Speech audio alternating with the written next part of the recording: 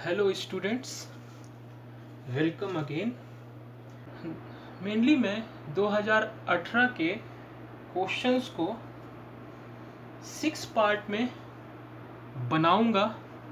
तो पहला पार्ट जो होगा, या बोल सकते हैं कि हम एवरी पार्ट में 10 क्वेश्चन को अच्छे से कंसेप्ट वाइज एक्सप्लेन करेंगे और उसका ट्राई करेंगे कुछ ट्रिक्स बनाने का। और बाय द मीन टाइम हम इसी क्वेश्चन के माध्यम से इस पार्ट में फ्यूचर में क्या क्वेश्चंस आईआईटी जैम में आ सकते हैं उन्हें भी हम सीखेंगे, या उसे हम एक्सपेक्टेड क्वेश्चंस के टर्म्स में अप्लाई करेंगे। तो चलिए क्वेश्चंस आईआईटी जैम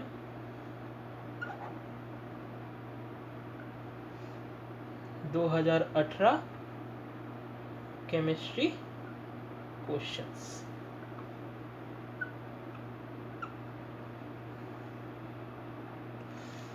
दो 2018 के आईआईटी जैम के केमिस्ट्री के क्वेश्चन में जो पहला क्वेश्चन आया था वो था कि on hydrolysis of aluminium carbide produces which gas. या तो इसमें 4 ऑप्शन दिया हुआ था, methane that is CH4, ethane C2H6, ethene that is C2H4 और एसिटिलीन दैट इज C2H2। तो ये बहुत बेसिकली बहुत ही आसान क्वेश्चन है और इसका इस तरह का जो इन्फॉर्मेशन है आपको जेडी ली या हुई में आसानी से मिल जाएगा। तो इसका आंसर होगा, आप सबको पता है कि अल्युमिनियम कार्बाइड जो होता है वो हर समय मीथेन गैस देता है, उसका हाइड्रोलिसिस हर समय मीथेन गैस देता है। तो इसका सही आंसर होगा ऑप्शन ए। तो इसका जो ऑप्शन है वो है ए। तो चलिए इसका एक्सप्लेनेशन जानते हैं, ये कैसे हाइड्रोलिसिस होता है। तो हर समय याद रखिए कि अल्युमिनियम कार्बाइड Al4C3 को हम पानी में जब भी डालेंगे तो ये देता है आपको Al aluminium hydroxide plus methane. तो इस तरह से हम लोग इसको लिख लेंगे, तो बैलेंस भी कर सकते हैं 12H2 और 3CH4 और 4ALH। तो हर समय याद रखिए कि अल्युमिनियम कार्बाइड को जब भी हम लोग पानी से हाइड्रोलिसिस करेंगे तो अल्युमिनियम हाइड्रोक्साइड और मीथेन गैस का फॉर्मेशन होगा। अब आपको इसमें और क्वेश्चन भी आ सकता है फ्यूचर में, इस तरह का क्वेश्चन आपको ऑप्शंस ऑब्जेक्टिव्स में आ सकता है कि या आपको याद करना चाहिए कि अल्युमिनियम कार्बाइड के अलावा कौन कौन सा कार्बाइड आपको मीथेन देगा। तो याद रखिए, ये सब याद है। अल्युमिनियम कार्बाइड के अलावा हमें, अगर हम मैग्नीशियम कार्बाइड को लेंगे इस फॉर्म में, तो ये भी पानी से रिएक्ट करके आपको मीथेन देगा। दूसरा आता है बेरिलियम कार्बाइड, इसको भी अगर आप पानी में डालिएगा तो मीथेन का फॉर्म है। और कभी कभी आ सकता है डी ब्लॉक का वो कौन सा कार्बाइड है जो हाइड्रोलिसिस पे मीथेन देगा, तो याद रखिएगा टिटेनियम कार्बाइड। तो ये क्वेश्चन आपको फ्यूचर में इस मतलब कि आपको कार्बाइड का फॉर्म चेंज करके ये क्वेश्चन आपको दिया जा सकता है। तो याद रखिएगा अल्युमिनियम के अलावा मैग्नीशियम कार्बाइड, बेरिलियम कार्बाइड और टिटेनियम कार्बाइड भी पानी से रिएक्ट करके मीथेन का फॉर्मेशन करता है। इसके अलावा आपको इसी क्वेश्चन को फ्यूचर में चेंज करके इस तरह से दे सकता है कि कैल्शियम कार्बाइड को जब हाइड्रोलिसिस करेंगे तो क्या बनेगा। तो याद रखिएगा कि कैल्शियम कार्बाइड, सोडियम कार्बाइड और लैंथनम कार्बाइड को आप पानी में हाइड्रोलिसिस कीजिएगा तो आपका तुरंत आंसर चेंज हो जाएगा और मीथेन के जगह उसका आपको किस ऑप्शन पे साइन मारना है, एसिटिलीन पे, दैट इज C2H2।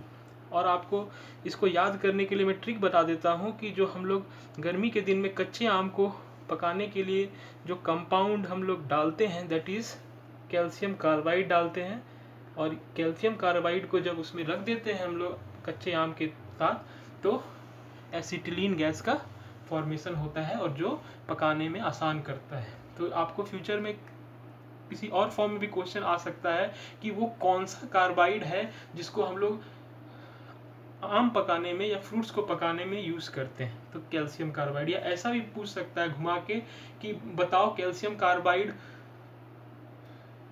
से क्या निकलता है जिससे मैंगो या कोई फ्रूट पक सकता है। तो याद रखिएगा एसिटाइलिन गैस, इसका स्ट्रक्चर होता है CH ट्रिपल बॉन्ड CH। फिर आइए कार्बाइड से आपको हम और इंफॉर्मेशन दे सकते हैं। आपको ऐसे भी क्वेश्चन दे सकता है कि what happened when we add nitrogen gas to calcium carbide. इस तरह से भी आपको फ्यूचर में क्वेश्चन आ सकता है कि अगर हम कैल्शियम कार्बाइड को नाइट्रोजन से रिएक्ट करेंगे तो what will be the option. तो याद रखिए कैल्शियम कार्बाइड को जब N2 से रिएक्ट करेगा तो हमारा जो प्रोडक्ट बनता है उसका नाम है कैल्शियम साइनामाइड। कैल्शियम साइनामाइड का फॉर्मेशन होता है और ये आपका आने वाले फ्यूचर में जैम का एक इम्पॉर्टेंट क्वेश्चन बन सकता है, कैल्शियम साइनामाइड। तो याद रखिए बच्चों, फ्यूचर में आपको इस तरह का क्वेश्चन कार्बाइड से पूछा जा सकता है IIT जैम में। तो याद रखिए मैग्नीशियम 2Mg2C को जब हम लोग हाइड्रोलिसिस करते हैं तो मीथेन का फॉर्मेशन होता है। इसके अलावा बच्चों जैसे आपको पूछा जा सकता है कि ये बताओ कि आपको कार्बाइड से ऐसा भी क्वेश्चन आ सकता है कि what will be the expected product, what will be the expected product. तो मैग्नीशियम दो तरह का कार्बाइड बनाता है और आपको पूछ सकता है कि क्या होगा। तो याद रखिए अगर आपका मैग्नीशियम का कार्बाइड इस फॉर्म में है और आप इसमें वाटर में हाइड्रोलिसिस करा रहे हैं तो इसमें आपका क्या होगा, मैग्नीशियम हाइड्रोक्साइड के साथ मीथेन का फॉर्मेशन होगा। लेकिन अगर आपका कार्बाइड इस फॉर्म में है तो याद रखिए यहाँ पर जो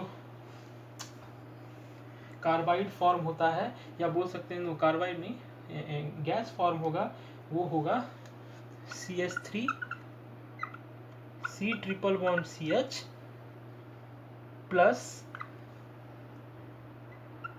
CH डबल बॉन्ड, ये जो डाइन्स फैमिली से बिलोंग करता है। तो याद रखिए ये आपका फ्यूचर में IIT जैम का एक्सपेक्टेड प्रोजेक्ट हो सकता है कि what will be the product when Mg2C3 carbide is rehydrolyse in water. तो याद रखिएगा इसमें हमको मिक्सचर ऑफ गैस मिलेगा जिसका नाम है, यहाँ पर एसिटिलीन की जगह आपको क्या मिलेगा, मिथाइल एसिटाइलिन, और ये एलिन फैमिली से बिलोंग करता है तो 3 कार्बन का है, तो इसको हम लोग क्या बोल सकते हैं, प्रोपाडाइन।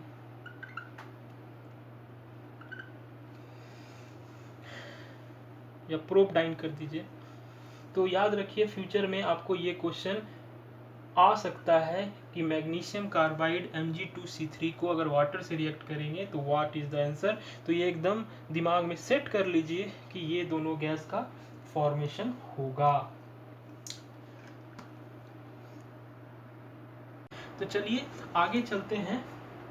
इसके अलावा मैं आपको और कुछ कार्बाइड का एक्सपेक्टेड क्वेश्चन बताना चाहूँगा है कि आपको पूछा जा सकता है कि आपके पास Al4C3 है, ठीक है, या आपके पास और कुछ आपको दे सकते हैं जैसे Mg2C है, Be2C है, और इसके अलावा आपको ये भी दे सकते हैं कि आपके पास Mg2C3 है। तो इसमें से किस तरह के कार्बाइड्स को हम लोग एलाइड्स भी कहते हैं।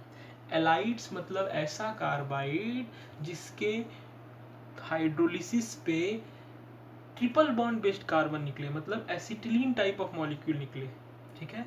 तो इसी कौन ऐसा गैस है, कार्बाइड है जो हमको कह सकते हैं एलाइड कार्बाइड्स भी कहा जाता है। तो याद रखें एलाइड कार्बाइड का मतलब ऐसा कि जो कंपाउंड हाइड्रोलिसिस के बाद एल्काइंस फैमिली का गैस या कंपाउंड पैदा करे। तो ऑब्वियस है, अभी आपने देखा, तो ये होगा Mg2C3। तो एलाइड्स जो होते हैं वो उसका जो आयनिक फॉर्म है उसको हम लोग इस तरह से भी रिप्रेजेंट करते हैं C3 4-। ठीक है, कभी कभी आपको ऐसा भी क्वेश्चन दे सकता है कि बताओ बच्चों कि C3 4- इसमें से कौन से गैस के साथ आइसो इलेक्ट्रॉनिक है। तो याद रखिए C3 4- एलाइड्स जो होता है वो किसके साथ आइसो इलेक्ट्रॉनिक है, CO2 गैस के साथ। और जो लास्ट आपको क्वेश्चन कार्बाइड से बन सकता है वो क्वेश्चन ये है कि बताइए बच्चों कि Mg2C3 के अलावा कौन सा कार्बाइड को हम लोग एलाइड्स फैमिली में गिनते हैं। तो याद रखिएगा इसके अलावा जो कार्बाइड एलाइड फैमिली में काउंट होता है वो है Li4C3 lithium carbide.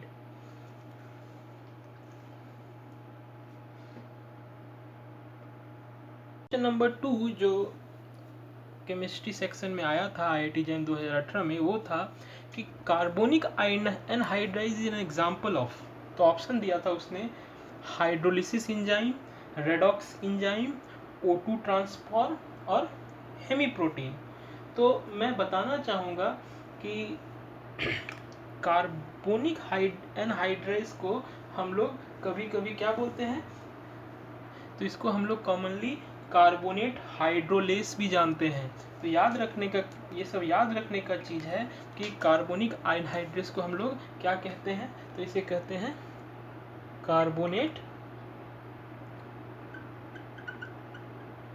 Carbonate hydrolase. तो अगर आपको इस एंजाइम का ये फॉर्म याद है, ये नाम याद होता, तो आप इस क्वेश्चन को आसानी से सॉल्व कर सकते हैं, क्योंकि यहाँ से आप पकड़ सकते हैं कि इसे कार्बोनेट हाइड्रोलेस भी कहा जाता है। तो इसका जो राइट आंसर है वो है हाइड्रोलिसिस एंजाइम। तो अब आप पूछेंगे कि ये करता क्या है। तो एक्चुअली ये शरीर में हमारे कार्बोनिक एसिड के फॉर्मेशन का रिवर्सिबल रिएक्शन शो करता है। यहाँ पर हम लोग यहाँ क्या होता है, ये प्रोटीन के एक एंजाइम है जो इस रिएक्शन को कैटलाइज करता है। CO2 plus water forms H2CO3। तो ये कार्बोनिक एसिड को तोड़ने और बनाने के का रिवर्सिबल रिएक्शन को कैटलाइज करता है। तो ऑब्वियस है इस एंजाइम को हम लोग क्या कह सकते हैं, इस एंजाइम को हम लोग हाइड्रोलिसिस एंजाइम्स भी कह सकते हैं। फ्यूचर में आपको इस तरह से ट्विस्ट कर सकता है, बताओ कि कार्बोनिक एनहाइड्रेस में कौन सा मेटल कैटायन है। तो याद रखने का चीज़ है कि इस एंजाइम में जो सेंट्रल मेटल कैटायन इस एंजाइम में पाया जाता है वो है जिंक 2+। तो याद रखिएगा बच्चों, फ्यूचर में आपको ये क्वेश्चन भी IIT जैम में गिर सकता है कि बताओ कार्बोनिक हाइड्रेस में क्या कौन सा metal D block metal cation है। तो जिंक 2+ पे आपको आंसर लगाना है।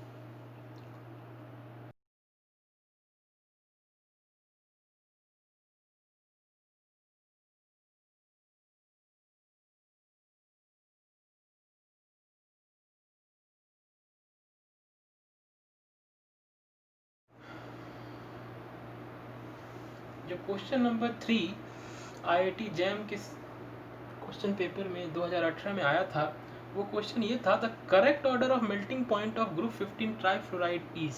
तो यहाँ पर 4 ऑप्शन दिया हुआ था, तो इसमें आपको राइट ऑप्शन पे टिक मारना था। तो इस तरह के क्वेश्चन को सॉल्व करने का सबसे आसान तरीका है कि इसमें देखिए क्या कॉमन है और क्या अनकॉमन है। तो ऑप्शन में आप ये देखिएगा कि कॉमन है फ्लोराइड और अनकॉमन क्या है, कैटायन, ग्रुप 15 का कैटायन है, या बोल सकते हैं ग्रुप 15 कैटायन। तो याद रखिए कि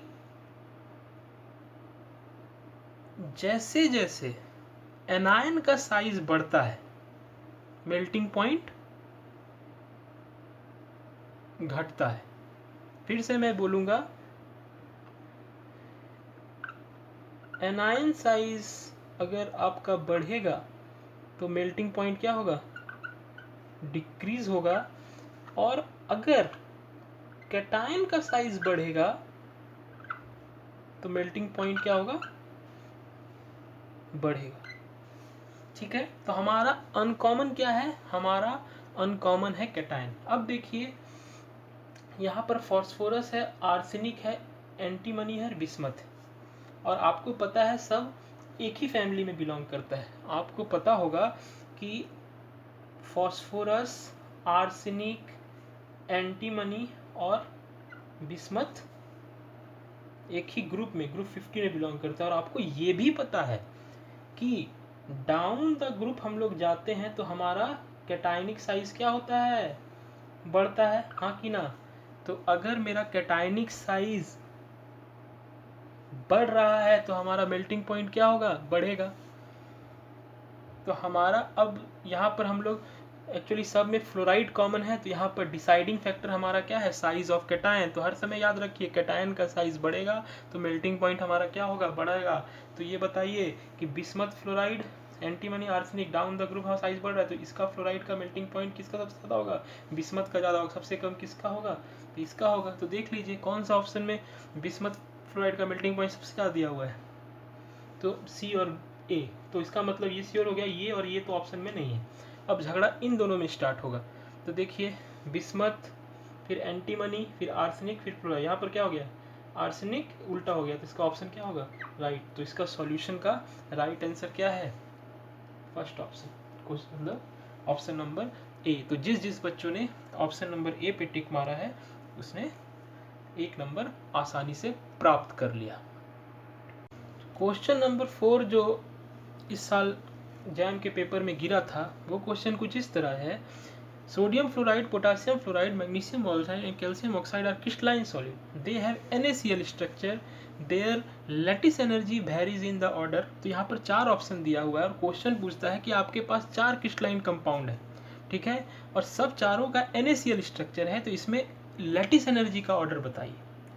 तो इस तरह के क्वेश्चंस को सॉल्व करने का तरीका, बहुत ही आसान तरीका मैं आपको बताने जा रहा हूँ। तो बेसिकली आप यहाँ पर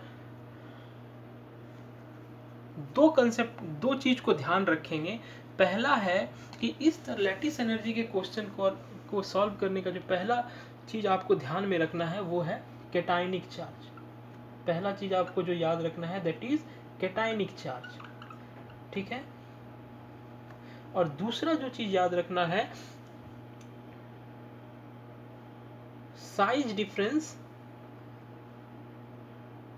कैटायनिक एंड एनायनिक चार्ज, या नहीं, आयनिक रेडियस डिफरेंस।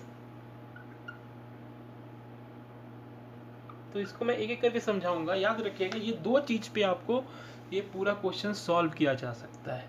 तो पहला है कैटायनिक चार्ज, पहला डिसाइडिंग फैक्टर है कैटायनिक चार्ज। अगर कैटायनिक चार्ज से आप डिफाइन नहीं कर पा रहे हैं आंसर, तो फिर आपको उसको कैटायनिक और एनायनिक का आयनिक रेडियस का डिफरेंस को देखना है। तो पहला चीज ये बोलता है कि इससे हमको ये है, ये याद रखिए कि जितना ज़्यादा कैटायनिक चार्ज होगा कोई भी क्रिस्टलाइन सॉलिड में, जितना ज़्यादा मेटल का कैटायनिक चार्ज बढ़ेगा उसका लैटिस एनर्जी उतना ज़्यादा होगा। तो अगर आपके पास +3 है, +2 है और +1 है और तीनों का मेटल कैटायन का चार्ज डिफरेंट है, ज़्यादा से कम या कम से ज़्यादा के ट्रेंड में है, और आपको आंख टिक मारने बोल रहा है कि कौन सा राइट आंसर, तो आंख बंद करके आपको इस ऑर्डर में टिक मार देना है। और मान लीजिए कि आपने कैटायनिक चार्ज खोज लिया, जैसे मान लीजिए इस केस में आइए, हम देख रहे हैं कि मेरे पास sodium, potassium, magnesium oxide, calcium है।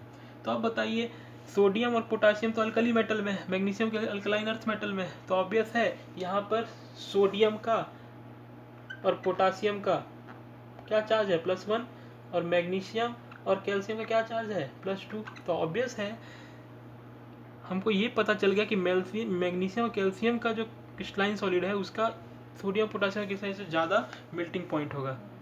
लेकिन इस दो ऑप्शन में आपका सोडियम और पोटासियम का मेल्टिंग पॉइंट ज़्यादा बचाया जा रहा है। तो अब हमको ये पता चल गया कि भैया ये दोनों ऑप्शन तो गलत है। यहाँ से मैंने डिफाइन कर लिया कि ये दोनों ऑप्शन तो गलत है। अब जो भी आंसर है वो आपका ए और बी में है। तो हम लोग बीच मझधार में फिर फंस गए कि भाई कैल्शियम का ही +2 चार्ज, मैग्नीशियम का ही +2 चार्ज, तो इनमें अब कैसे डिसाइड करें। यहाँ तो टैली कर गया, दोनों का +2 चार्ज है। तो अब हमको जो दूसरा डिसाइडिंग फैक्टर जो देखना है वो कैटायनिक और एनायनिक चार्ज का डिफरेंस। याद रखिए कैटायनिक और एनायनिक का जितना ज़्यादा आयनिक रेडियस का डिफरेंस होगा उसका लैटिस एनर्जी क्या होगा उतना ज़्यादा होगा। फिर से मैं बोल रहा हूँ कि कैटायन और एनायन का आयनिक रेडियस में जितना ज़्यादा डिफरेंस होगा उसका लैटिस एनर्जी उतना ज़्यादा होगा। अब आइए, मेरा ऑक्साइड फिक्स है, ठीक है, ऑक्साइड फिक्स है, ये थोड़ा साइज बराबर कर देते हैं, फिक्स है। मेरा मैग्नीशियम और कैल्शियम है और तो आपको पता है डाउन द ग्रुप हमारा साइज क्या होता है, बढ़ता है। तो मैग्नीशियम का साइज छोटा है और कैल्शियम का साइज बड़ा है, ठीक है। फिर से सुनिए, Mg2+ का साइज छोटा है और कैल्शियम 2+ का बड़ा है। अब ध्यान दीजिए बच्चों, मैग्नीशियम और ऑक्साइड में आपका आयनिक कैटायनिक आयनिक रेडियस डिफरेंस ज़्यादा है कि कैल्शियम और ऑक्सीजन में। तो आप देख रहे हैं कि मैग्नीशियम और ऑक्सीजन में, ऑक्साइड में जो आयनिक रेडियस है वो वहाँ पर थोड़ा डिफरेंस आ गया, लेकिन कैल्शियम और लगभग सेम है। तो आप आंख बंद कर आप किस पे टिक मारिएगा, तो ऑब्वियस है मैग्नीशियम का लैटिस एनर्जी ज़्यादा होगा क्योंकि वहाँ पर आयनिक रेडियस का डिफरेंस ज़्यादा है। तो आपका ACD जो ऑप्शन है वो गलत है और इसका राइट आंसर जो होगा वो ऑप्शन नंबर बी होगा। तो मैं फाइनल कंक्लूजन यही ड्रॉ करूंगा, यहाँ से यही कंसेप्ट बना सकता हूँ कि इस तरह के क्वेश्चन को सॉल्व करने का जो पहला चीज़ आपको ध्यान देना है वो कैटायनिक चार्ज का देना है। अगर कैटायनिक चार्ज से आप डिफाइन नहीं कर दे रहे हैं तो दूसरा चीज़ जो वहाँ पर खोजना है वो आयनिक डिफरेंस का खोजना है। जितना ज़्यादा आयनिक डिफरेंस उतना ज़्यादा लैटिस एनर्जी। तो आइए क्वेश्चन नंबर 5 की तरफ बढ़ते हैं। क्वेश्चन नंबर 5 ये पूछा गया था कि the major product form in the following reaction is. तो यहाँ पर एक कंपाउंड दिया हुआ था और उसमें NaNH2 और लिक्विड अमोनिया दे दिया था। बोला गया था कि इन चारों में से कौन सा सही ऑप्शन है। तो एक्चुअली ये जो क्वेश्चन है, एक्चुअली ये क्वेश्चन जो है डराने के लिए दिया जाता है बच्चों लोग को, कि बच्चे डर जाएं या डर के कोई गलत ऑप्शन मार दे या कुछ गलत इंटरप्रेट कर दे। तो यहाँ पर बच्चे मेनली गलत कुछ इस तरह से इंटरप्रेट करते हैं कि बच्चे लोग को याद रहता है NaNH2 की जगह पे उन लोग को याद आ जाता है Na in liquid ammonia, birch reduction और वो कुछ का कुछ करके आ जाते हैं, ठीक है। तो बेसिकली NaNH2 और लिक्विड अमोनिया जो है एक स्ट्रॉन्ग बेस है और स्ट्रॉन्ग बेस को क्या चाहिए, एक H+ चाहिए। और किस तरह का H+, ऑब्वियस है H+ जो सबसे ज़्यादा एसिडिक हो। तो इसका मैं आपको एक्सप्लेनेशन बताता हूँ कि इसका आंसर क्या होगा। तो क्वेश्चन ये था, सॉल्यूशन बना रहा हूँ, एक्सप्लेनेशन।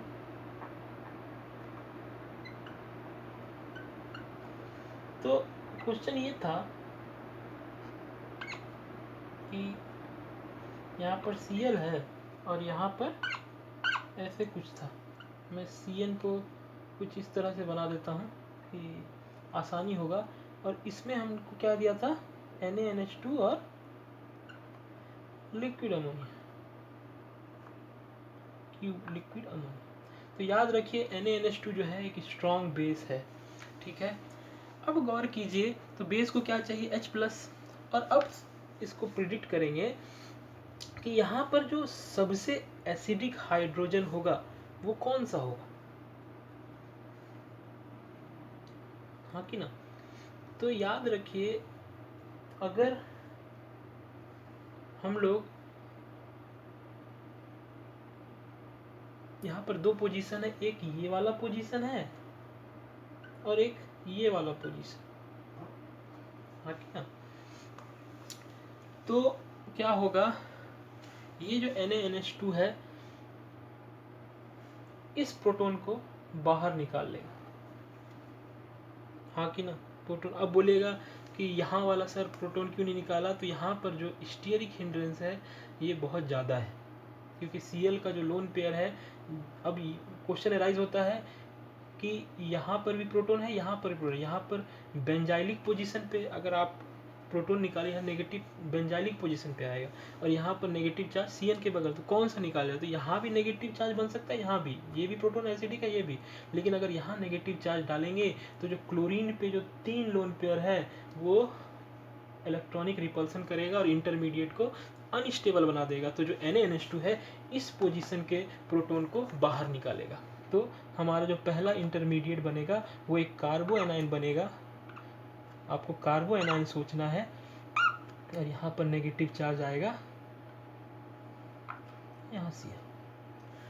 अब गौर कीजिएगा, जब ये नेगेटिव चार्ज आएगा तो अब क्या होगा, तो NaR, अगर आप पढ़े होंगे ध्यान से केमिस्ट्री, सब्स्टिट्यूशन न्यूक्लियोफिलिक एरोमेटिक, तो यहाँ पर सब्स्टिट्यूशन न्यूक्लियोफिलिक एरो, ये न्यूक्लियोफाइल जो है इस क्लोराइड को सब्स्टिट्यूशन न्यूक्लियोफिलिक एरोमेटिक मैकेनिज्म से रिप्लेस कर देगा, और जो आपका कंपाउंड बनेगा वो क्या बनेगा,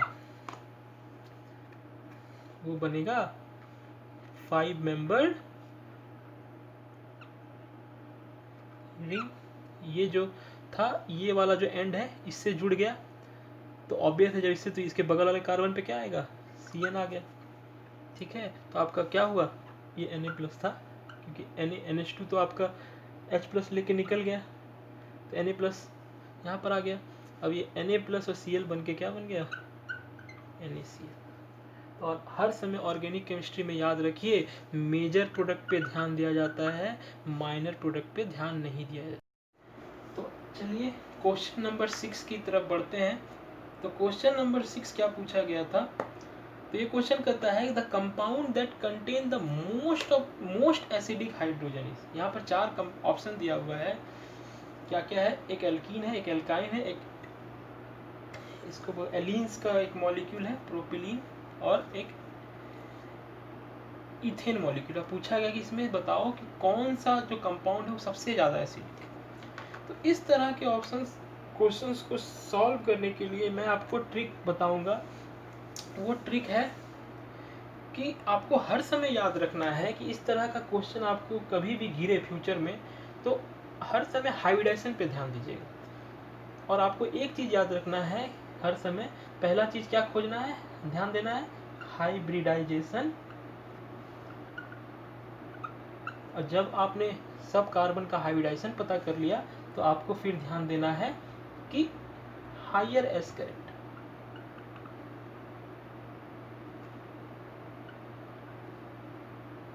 मेनली ये जो चीज़ है इसी पे ये क्वेश्चन सॉल्व हो जाता है। तो मैं यहाँ पर एक चीज़ बताना चाहता हूँ, आपको हर हमेशा याद रखना है कि higher the s character of the compound, higher will be the acidity. तो अब गौर कीजिएगा, यहाँ पर कार्बन का हाइब्रिडाइजेशन क्या है, तो आपको पता है एल्कीन में दोनों कार्बन का क्या है, sp2, यहाँ पर क्या है, sp एल्काइंस। यहाँ पर आपको पता होना चाहिए कि ये तो sp2 होगा, ये दोनों, ये एक स्पेशल केस है एलीन, लेकिन ये वाला जो है इसका हाइब्रिडाइजेशन क्या है, sp। एल्केन का क्या होता है, sp3, हाँ कि ना?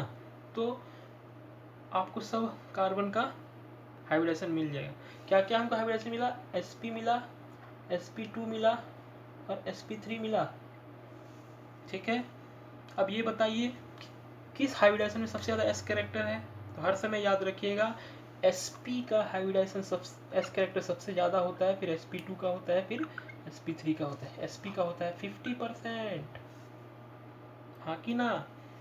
इसमें है 33.33 रखिए, 34 रखिए, और यहाँ पर है 25%, ठीक है? तो ऑब्वियस है कौन सा कंपाउंड में सबसे ज़्यादा एस कैरेक्टर है, तो इसमें और इसमें, तो मतलब कि ये दोनों ऑप्शन तो सही है नहीं, अब स्टार्ट होता है कि इसमें भी sp है, इसमें भी इस कार्बन का sp है, ठीक है, लेकिन इस कार्बन पे जो sp हाइब्रिडाइजेशन है उसके पास तो हाइड्रोजन ही नहीं है, इसके पास तो कोई एसिडिक हाइड्रोजन ही नहीं है, तो ये भी गलत हो गया। तो कौन सा आंसर सही है? एसिटिलीन। तो याद रखिए कि higher the s character higher will be the acidity. याद रहेगा बच्चों, higher the s character higher will be the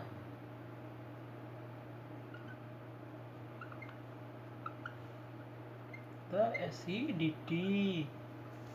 ठीक है, ये ट्रिक को हमेशा याद रखिएगा। तो क्वेश्चन नंबर 7 पे आते हैं।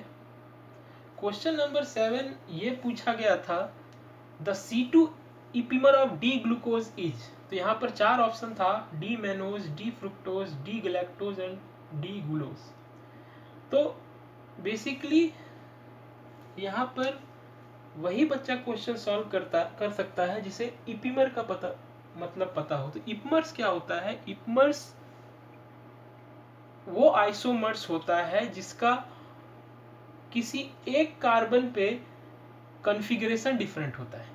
सब कुछ मॉलिक्यूलर फॉर्मूला सब सेम रहेगा, लेकिन एक कार्बन पे आपका कॉन्फ़िगरेशन चेंज हो जाए। तो इस क्वेश्चन में ऑलरेडी बता दिया गया है कि C2 कार्बन का इपमर ग्लूकोज का क्या होगा।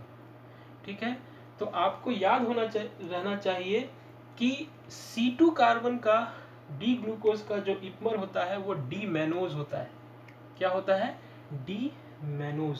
तो इसमें जो ऑप्शन सही है वो आपको यहाँ पर दिख ही रहा है, कोई ऑप्शन नंबर ए इसका सही जवाब है, बाकी ऑप्शन गलत है। ठीक है, तो बेसिकली ग्लूकोज का स्ट्रक्चर ये होता है।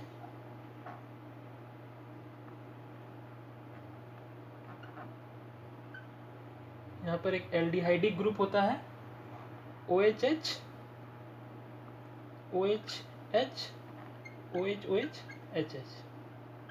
तो क्वेश्चन ये बोलना चाह रहा था कि C2 कार्बन मतलब ये C1 हुआ, ये इस कार्बन पे ग्लूकोज का इपीमर बताओ, ये दूसरा कॉन्फ़िगरेशन इसका क्या बनता है। मतलब इसको जस्ट उल्टा कर देंगे तो C2 कार्बन पे क्या हुआ आपका, ये स्ट्रक्चर आएगा इपमर का, मतलब चेंज किया हुआ। दैट इज सब कार्बन सही रहेगा, सब आइसोमर सही रहेगा, लेकिन C2 कार्बन पे चेंज हो जाएगा। That is HOH OH H। तो ऑब्वियस है ये क्या बन गया, ये हमारा डी मैनोज का स्ट्रक्चर है।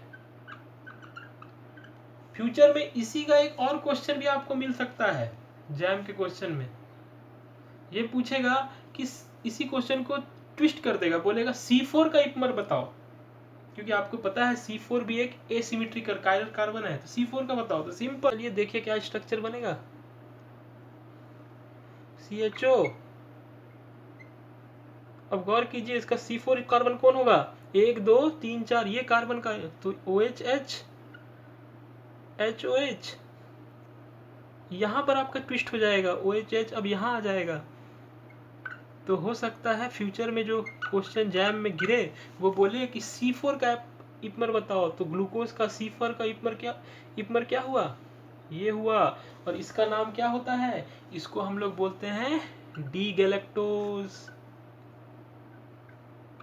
ठीक है, तो याद रखिए बच्चों, फ्यूचर में आपका ये क्वेश्चन आ सकता है कि C2 की जगह आपको C4 कर दे डी ग्लूकोज का और पूछे कि C4 का इपमर बताओ, तो उस समय जो आप करेक्ट आंसर मारेंगे वो क्या हो जाएगा, डी गैलेक्टोज।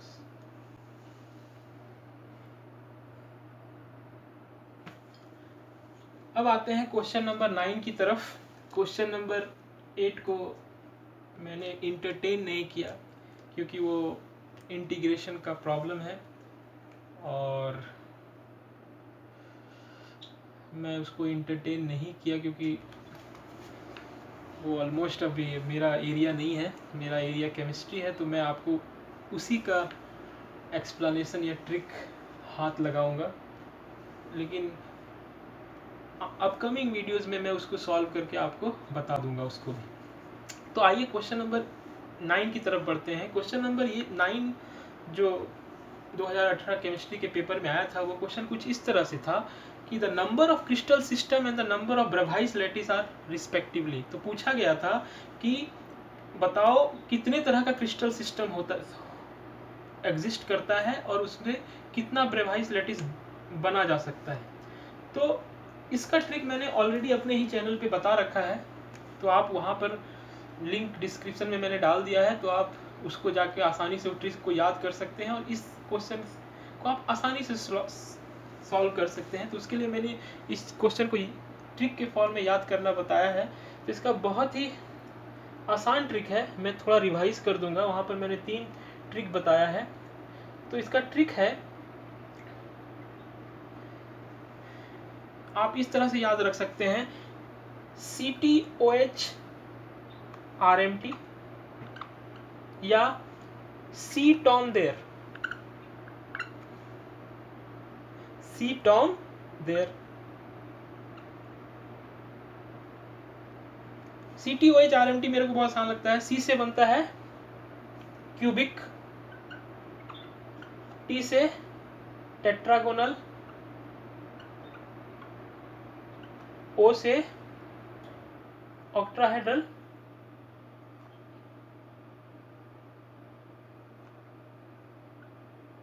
H से हेक्सागोनल,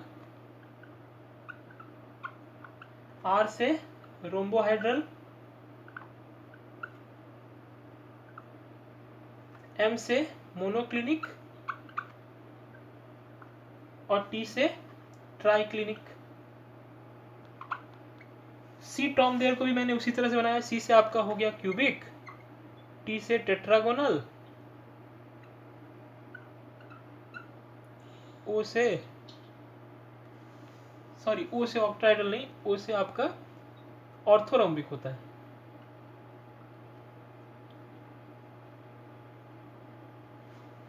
O से तो ऑर्थोरोम्बिक हो जाएगा।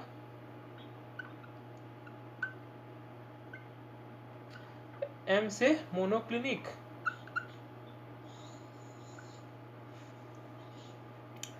ट्राइक्लिनिक, T से, H से हेक्सागोनल, और यहाँ पर मैंने 2 खाली राइम कंप्लीट करने के लिए दिया और R से हो गया रोम्बोहाइड्रल। सॉरी, मैंने यहाँ पर O से ऑक्टाहाइड्रल बोल दिया, नहीं वो ऑर्थोरोम्बिक होगा। तो मेनली आपका यहाँ से कितना क्रिस्टल स्ट्रक्चर बन सकता है, 1 2 3 4 5 6 7। तो इस ऑप्शन में देखिए किस किस में क्रिस्टल सिस्टम की तरफ 7 है, तो ऑब्वियस है बी और डी। तो मतलब ऑप्शन जो आपका 2 होगा, मतलब ऑप्शन जो होगा ये बी या डी में से कोई एक होगा। तो ए और सी तो नहीं है, बी और डी। तो हमको क्रिस्टल स्ट्रक्चर कितना पता चल गया, 7 पता चल गया। अब आइए ब्रेवाइज, हर समय याद रखिए कि इस 7 स्ट्रक्चर से हम लोग टोटल 14 ब्रेवाइज लैटिसी बना सकते हैं। और इसका भी ट्रिक मैंने आपको अपने वीडियोस में जो मैंने अपलोड किया उसमें बता रखा है। तो कौन सा ऑप्शन सही है, तो बी गलत हो गया, तो option D is the correct answer. तो याद रखिए कि टोटल 7 क्रिस्टल सिस्टम होगा और उससे 14 ब्रेवाइज लैटिस ही बन सकता है। तो आइए इस पार्ट का जो फाइनल क्वेश्चन है वो है क्वेश्चन नंबर 10। तो क्वेश्चन नंबर 10 जो IIT जैम के 2018 के केमिस्ट्री पार्ट में आया था, वो कुछ इस तरह से था कि the adsorption of a gas on a solid surface, the plot represent Freundlich isotherm where x is the mass of gas, m is the mass of adsorbent and p is the pressure। तो इसमें आपको 4 graphical graphs दिए हुए थे, उसमें बताना था कि कौन सा ऐसा ग्राफ है जो फ्रॉन्डलिच आइसोथर्म को बता रहा है। तो आपको पता ही होगा फ्रॉन्डलिच आइसोथर्म का जो फ्रॉन्डलिच इक्वेशन होता है, एडजॉर्प्शन का इक्वेशन होता है, वो कुछ इस तरह से होता है।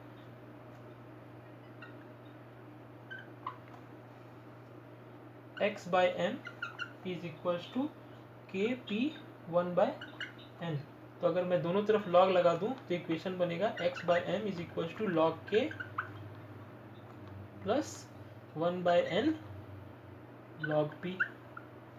ठीक है, तो इसका जो करेक्ट ग्राफ का ऑप्शन होगा वो ये ऑप्शन सबसे करेक्ट होगा, दैट इज इस तरफ log x बाय एम होगा और यहाँ पर क्या हो जाएगा log p।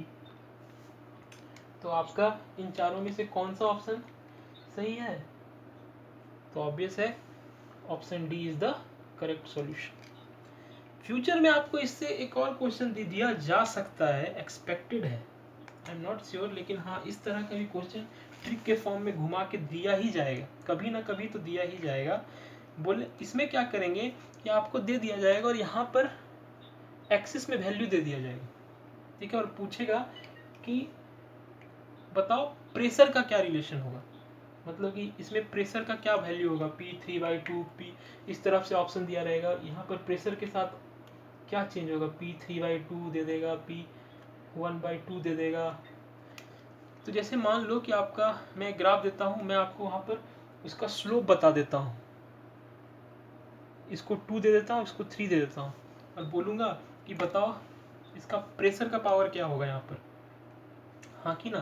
तो चलेंगे, इस तरह के क्वेश्चन को सॉल्व करने का आसान तरीका है, अगर इस तरह का क्वेश्चन फ्यूचर में आया तो आप क्या कीजिएगा, इसका स्लोप से ही सब इक्वेशन आप निकाल सकते हैं। मेरे को क्या इक्वेशन याद है, x by m is equal to k p 1/n, log लगा दिया तो इसका स्लोप क्या हुआ आपको पता है, ये स्लोप है, that is 1/n is slope of this equation. और आपको मैथमेटिक्स में ये भी पता है कि slope is equal to y/x, तो यहाँ y क्या है 2 और x क्या है 3, स्लोप से निकाल दिया मैंने, तो n का वैल्यू क्या आया 3/2, हाँ कि ना, या n का वैल्यू हटा दी, स्लोप ही आपका आ गया 2/3, तो आप यहाँ पर n का वैल्यू पुट कर दीजिए, तो नया इक्वेशन क्या बना, x बाई के पी 2/3। तो आपको किस ऑप्शन में सही टिक करना है, p का पावर क्या आया 2/3, तो याद रखिए इसमें से जो भी पावर आपका आएगा आपको वो पुट कर देना है। तो इसके लिए अगर इस तरह क्वेश्चन आया तो आपको किस ऑप्शन में सही करना है, जिस ऑप्शन में प्रेशर का पावर 2/3 रहेगा। तो इस तरह का क्वेश्चन मैंने डिस्कस कर दिया, तो अगर फ्यूचर में आएगा तो अगर आप इसको याद रखेंगे इस ट्रिक को तो आप आसानी से सॉल्व कर सकते हैं और आसानी से अपने खाते में 1 नंबर बटोर सकते हैं। So thank you for listening, please like share and subscribe. तो आते हैं अगेन दूसरे पार्ट के साथ, जहाँ पर हम लोग क्वेश्चन नंबर 11 से लेकर क्वेश्चन नंबर 20 का एक्सप्लेनेशन विथ ट्रिक सीखेंगे।